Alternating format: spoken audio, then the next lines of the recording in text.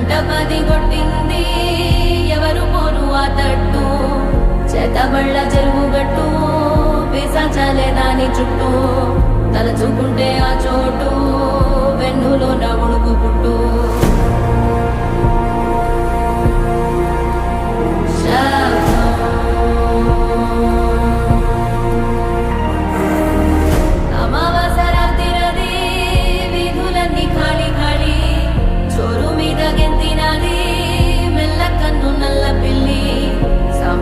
వాసనతో